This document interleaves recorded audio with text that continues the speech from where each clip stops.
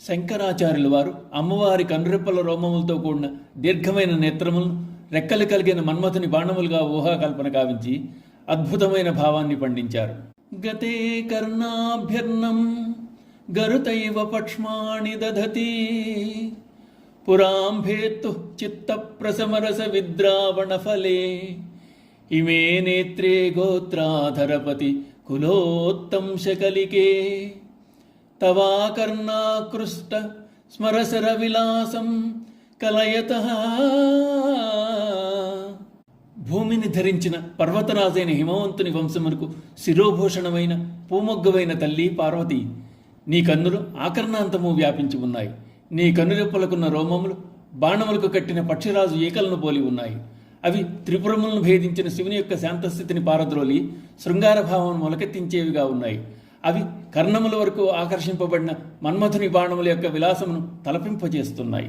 శివుని దృష్టి హైమవతిపై నిలిచేందుకు శివుని ధ్యానము నుండి మరలించడానికి మన్మథుడు ప్రయత్నించాడు.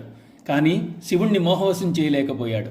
శివునిపై పుష్పబాణ ప్రహరణ చేసి ఆయన నేత్రాగ్నిలో భస్మంగా మారాడు. కానీ అమ్మ క్రీగంటి చూపులు చాలు భవునిలో మోహాన్ని ప్రవేశింపజేయడానికి, పరమేశ్వరుని ధ్యానము నుండి మరల్చడానికి. ఆమె కడగంటి చూపులు పరమేశ్వరునిలో మోహ వికారాన్ని పుట్టించి ఆయనలో స్పందనను కలుగజేశాయి, సృష్టి ఆవిర్భావానికి కారణమయ్యాయి.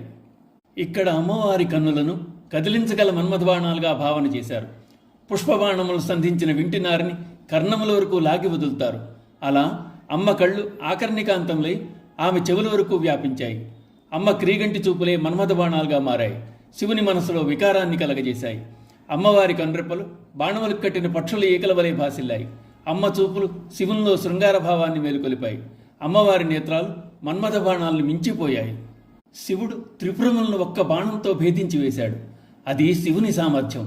తన పుష్ప బాణాలతో శివుని కదలించలేకపోయిన మన్మథుడు అమ్మ అనుగ్రహంతో ప్రాణం పోసుకుని అమ్మవారి చూపులనే 6వ బాణాన్ని శివుని మీద సంధించాడు, ప్రయోగించాడు. శివుని మనస్సును అమ్మవైపు మరల్చాడు. అది ఆయనలో గల శాంతమును పారద్రోలి శృంగార భావాన్ని కలగజేసేందుకే. అందుకు ఆ బాణానికి అమ్మవారి క్రీగంటి చూపు దృఢమైన ములికిగా అమరింది. అమ్మవారి అటువంటి నేత్రములను శంకరులు ధ్యానం చేసి తన హృదయమును దర్శించుకున్నారు. అమ్మ కలిక అనగా పూలమొగ్గ, భూమిని ధరిస్తున్న హిమవంతుని వంశానికే శిరోభూషణం, అలంకారం. అమ్మ, నీ నేత్రములు, అందుండి వెలువడిన నీ క్రీగంటి చూపులు ఎటువంటి దుస్సాధ్యమైన కార్యాన్నైనా అవలీలగా సాధించగలవమ్మా అన్నారు శంకరులు. శ్రీ మాత్రే నమః.